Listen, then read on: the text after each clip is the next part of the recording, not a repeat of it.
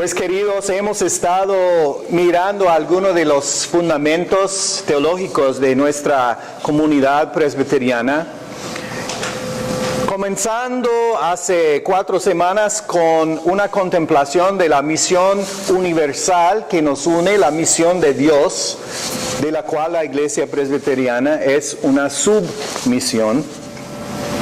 Hablamos enseguida de Cristo como la cabeza de la iglesia, el que da el mando, el que da la dirección, el que da la orientación para la comunidad. Y la semana pasada miramos a nosotros como el cuerpo de Cristo, las manos y los pies, responsables hoy para cumplir la misión de Cristo, que es la misión de Dios. Hoy quiero contemplar y reflexionar un poco y dar un poco de historia sobre lo que se llama los marcos o los indicadores de la iglesia. ¿Cuándo se sabe uno que está en la iglesia, que la iglesia está presente, digamos? Ahora, en muchas iglesias se dice o se repite la cita de Jesús, que donde 2 o 3 están reunidos, ahí voy a estar, ¿verdad? Y muchas veces lo decimos porque nadie apareció para la reunión, o muy pocos, ¿verdad? A veces en este servicio me siento así, ¿no? Pero hoy, gracias a Dios, mira, tenemos bastante gente, gloria a Dios. Ya, estoy súper satisfecho. Pero para los primeros 300 años, la iglesia era una cosa bastante sencilla y no tan complicada como la tenemos hoy. La iglesia se congregaba no en edificios como esta. La iglesia se congregaba en la casa de los hermanos, siempre. O a la escondida, en lugares escondidos, porque estaban bajo la opresión y la persecución del Imperio Romano por los primeros 300 años. El liderazgo de la iglesia era coeducacional, es decir, hombres y mujeres a la par. Esposos muchas veces eran los pastores de la iglesia que se congregaba en su casa. Desde el inicio, el liderazgo de la iglesia era compartida, hombre y mujer. 300 años de esa experiencia, porque el sitio de la iglesia era la casa. También la iglesia se organizaba más como un círculo que un pirámide de poder jerárquico. Era un círculo de hermanos, todos básicamente iguales. No existía cleros elevados y laicos. Era una comunidad que juntos realizaba la iglesia. Y el liderazgo emergía muy orgánicamente. En el año 325, Constantino, el emperador de Roma, hizo de la cristianidad, del cristianismo, una religión protegida y aún preferida, porque él había, de acuerdo a la leyenda, recibido el signo de la cruz como el signo bajo la cual pudo o iba a poder conquistar sus enemigos. Y ganando su guerra, ganando su batalla, volvió a Roma y dijo: ahora los cristianos van a ser respetados y aún preferidos. Pues cambió todo. Y no por el bien necesariamente. Buenos y malos. La iglesia convirtió en ser un lugar, en ser una comunidad que no se congregaba ya en las casas, sino el Imperio Romano prestó sus basílicas. Y una basílica era el lugar donde la comunidad se reunió con el magistrado, con la persona encargada como el gobernador de su ciudad o su área. Y los edificios de las basílicas se miraban muy parecidos a nuestro santuario. La gente a un nivel más bajo, el líder elevado en unas escalas. Y de ahí comenzó una nueva idea de pensar sobre el liderazgo de los cleros y los laicos. Una separación de niveles comenzó. También en Roma nunca se puso una mujer aquí enfrente.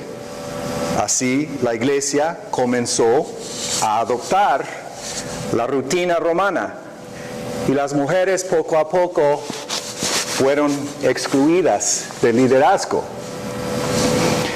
La iglesia, en lugar de tener una organización circular, comenzó a formarse en pirámides jerárquicas, con algunos arriba y los muchos abajo, con el poder concentrado en algunos individuos y la mayoría perdiendo su papel y su lugar. Fast forward, adelantando a la época de la Reformación evangélica protestante en 1500 y adelante. La iglesia, que había comenzado como una cosa pequeña en casas, había llegado a ser la institución más poderosa en toda Europa. Peleaba la iglesia con los monarcas, los reyes, las reinas de las varias naciones, exigiendo que ellos pagaran tributo a la iglesia. La iglesia llegó a dominar la política y el poder de esa temporada. Habían desarrollado sacramentos múltiples y exigencias sobre el pueblo para que obedezcan a sus líderes. Y aún llegó al punto de vender perdón a través de cosas que se llamaban indulgencias. Si uno no pudo o no quería ir a la iglesia a confesarse, pudo comprar su perdón pagando al sacerdote. ¿Qué cambio? ¿Qué cambio del principio a la época de la Reforma? Pues entonces, varios reformadores de varias naciones, de varios niveles populares, comenzaron a preguntar, pues, ¿qué es la iglesia? ¿Y qué debe ser la iglesia? ¿Qué son los signos de una iglesia verdadera? ¿Tiene que tener poder jerárquica? ¿Tiene que tener 7, 8, 20 sacramentos? ¿Tiene que tener líderes, hombres? ¿Qué es necesaria para que la iglesia sea iglesia verdadera? Y los reformadores de nuestra tradición presbiteriana llegaron a una forma de contestar esa pregunta, esa inquietud, ese interés en saber cuáles son las cosas esenciales, fundamentales, para poder ser o identificar la iglesia. Pues hoy mismo podríamos hacer la misma pregunta. Tenemos iglesias hoy que se reúnen en casa, que son pequeñitas. Tengo una amiga que es parte de un grupo de pastores que trabajan, ministros, no solo son pastores, pero gente que están ministrando en San Antonio. Y ella es parte de una pequeña iglesia casera, se puede decir. Solo son como 20 personas, se reúnen cada domingo en la casa de uno de los miembros. Es como ellos realizan su vida eclesial. Pero tenemos en el otro lado a Cornerstone, que es un negocio increíble, que es dueño de propiedades y propiedades. Y tenemos a Community Bible Church, que está multiplicándose a través de videos. El pastor predica por video a varios sitios, no solamente en San Antonio, sino en otros lados también. Y uno puede preguntarse, pues, ¿qué es iglesia? ¿Se necesita un templo inmenso? ¿Se necesita un templo pequeño? ¿Qué necesita uno para ser iglesia en esta época? La respuesta de nuestra tradición presbiteriana es, en cierta forma, bastante sencilla. Bastante sencilla. Durante la Reforma, la manera de contestar la pregunta era esto: la iglesia verdadera está presente donde tres cosas están sucediendo. La palabra de Dios se predica y se escucha. Los sacramentos están correctamente administradas, pero solo son dos sacramentos: bautismo y la Santa Cena. Y la disciplina eclesiástica se administra con derecho. Con derecho. Hoy mismo, nuestro libro de orden habla de estas tres cosas con un vocabulario un poco más contemporáneo. Pero las mismas cosas son los tres elementos fundamentales que marca la iglesia verdadera. No habla nada de quién puede ser pastor y quién no puede ser pastor. No se da nada sobre qué tipo de edificio uno debe tener, cuántos miembros uno debe tener. No habla nada de esto. Solo tres cosas. Uno, que la iglesia es donde se proclama y se escucha la palabra de Dios. Se proclama y se escucha la palabra de Dios. Y que respondemos y en esa proclamación de la palabra de Dios estamos respondiendo a la promesa de una renovada creación que Cristo está haciendo. ¿Se acuerda cuando hablamos de la misión de Dios? Que la primera misión de Dios es la renovación de todas las cosas y todas las personas, ¿verdad? Que Dios desea renovar todas las cosas y todas las personas. Entonces, la proclamación de la palabra debe estar en servicio de esa proclamación, que Dios está renovando todo en Cristo. Y que a través de nuestra proclamación debemos extender esa invitación a renovación a todos. No solamente a un tachito del pueblo, no solamente a la gente que tienen suficiente dinero, no solamente a la gente que son de cierta raza, no a la gente que solamente tiene cierta orientación sexual, no a la gente que solamente son como yo, sino la invitación a renovación es para todo el mundo. Esta semana pasada yo participé con unos 75 pastores y líderes de varias iglesias y tradiciones judías, cristianos y otras religiones en Austin, Texas. Tuvimos una conferencia de prensa para declarar que nosotros entendemos el Evangelio como una invitación a proteger el derecho de todas las personas y no permitir la discriminación estatal en contra de personas que son LGBT o que son de otra religión o que son de otra raza, sino que Cristo desea invitar y abrazar a toda la comunidad. Toda la comunidad. Y nosotros debemos reflejar esto en la predicación y el escuchar de la palabra de Dios. La segunda cosa que es marca es que la iglesia administra y recibe los sacramentos del bautismo y de la Santa Cena.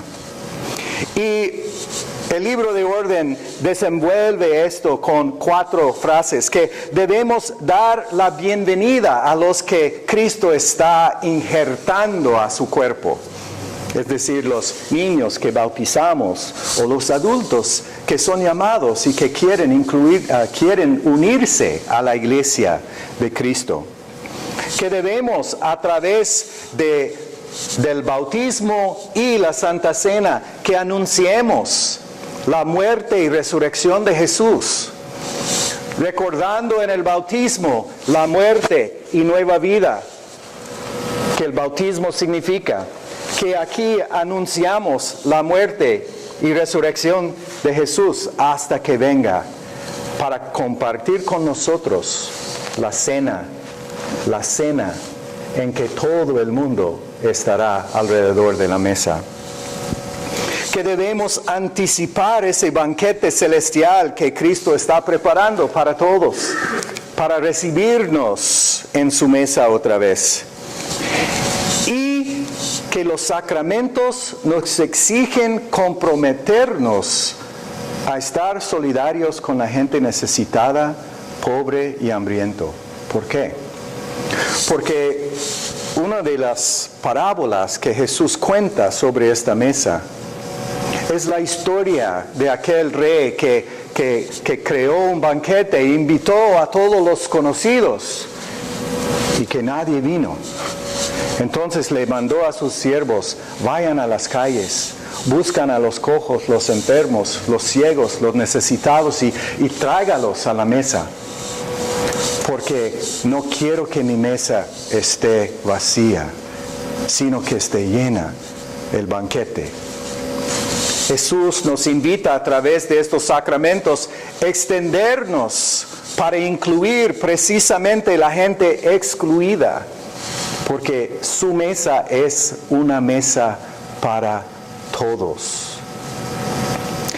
Y últimamente, la tercera marca de la iglesia es que nutre, que fomenta una comunidad de discípulos que vive juntos la promesa de Dios y que también se da en servicio de la misión de Dios. Que vivimos la promesa y que nos entregamos al servicio de la misión de Dios. No estamos aquí para nosotros mismos, como expliqué la semana pasada. Existimos como comunidad para servir a los que no están todavía parte aquí de nuestra comunidad. Para irnos y buscarlos, invitarlos a ser parte de quienes somos en Cristo. Pues estas tres marcas, la palabra proclamada y escuchada, los sacramentos compartidas y la comunidad formada y forjada en la promesa de Dios.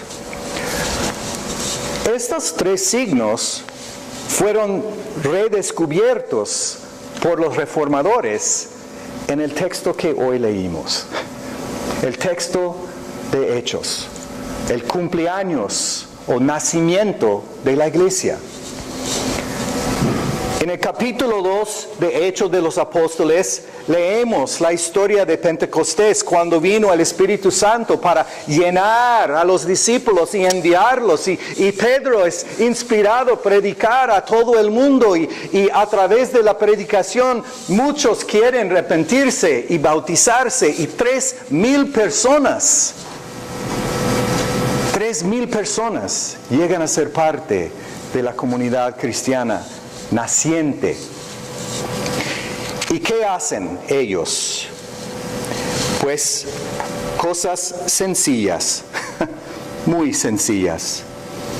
Así pues, los que recibieron el mensaje de Pedro fueron bautizados, y aquel día se unieron a la iglesia 3,000 personas y se mantenían firmes en la enseñanza de los apóstoles, proclamación de la palabra, en la comunión, no la comunión Santa Cena, sino la comunión como convivencia, la comunidad de discípulos, y en el partimiento de la pan y la oración, la Santa Cena. Bautismo, Santa Cena, sacramentos, Convivencia como comunidad, la comunidad de discípulos. Y la enseñanza de los apóstoles, la palabra predicada y escuchada. Los reformadores tomaron estas tres marcas y dijeron, estas son las cosas esenciales y tenemos que reforzar estas cosas y dejar lo demás al lado. Y mi esperanza es que nosotros como iglesia también podemos, a través de estas tres marcas, sentar bien los fundamentos de quienes somos, dedicándonos a escuchar y aprender y conocer la palabra de Dios.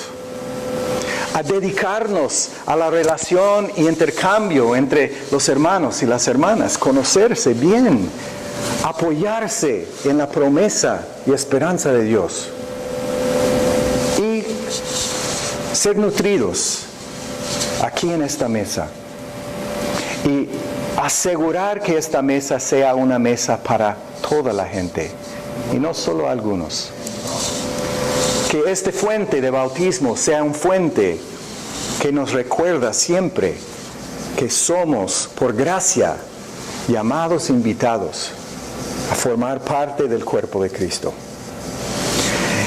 Si nos dedicamos a esto, si no ponemos demasiada atención en lo extraordinario, lo demás, creo que vamos a ver nuestra vida renovada, fortalecida. Y acaso, como Dios hizo con los primeros discípulos, Dios añadirá a su número diariamente. Pues veo ya que hay muchos aquí que antes no existían. Están trabajando en el techo. No es Dios llamando su atención. Están trabajando en el techo del salón, entonces no se preocupen. Bueno, vamos a orar. Señor, gracias por la inspiración de aquellos reformadores hace más que 500 años. Que en medio de una iglesia poderosa y rica, descubrieron lo sencillo de nuevo. Y rededicándose a estas marcas, nos ayudaron a reformar tu cuerpo, a reconcentrarnos en lo más esencial. Ayúdanos, oh Dios, a mantenernos firmes a esa reforma, rededicándonos nosotros mismos a la predicación de tu palabra, a la administración de tus sacramentos y a estimular la convivencia de un pueblo y comunidad de discípulos. Esto te pedimos en el nombre de Jesús. Amén.